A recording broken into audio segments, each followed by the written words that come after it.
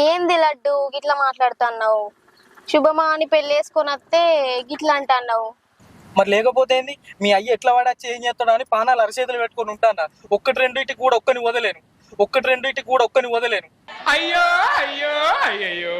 అరే లడ్డు పెళ్ళే అయిపోయి ఎందుకు భయపడతానరా? వాళ్ళ అయ్య వచ్చిన వాళ్ళ తాత వచ్చిన ఎప్పుడేం చేయడు, నువ్వు భయపడకు.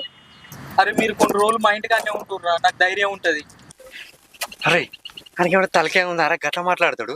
ఆయనకి పెళ్ళి అయిందేమో మన నుండి మాట్లాడు. నేను చెప్తావు. చెప్పు. అరే లడ్డు, మీకు పెళ్ళయిందిరా, ఇప్పుడు మీరిద్దరే ఉండాలి, మీ ఎంబడి మేము ఉండొద్దు. అరే మేము ఇద్దరం ఉంటే బోరు కొడుతుందిరా.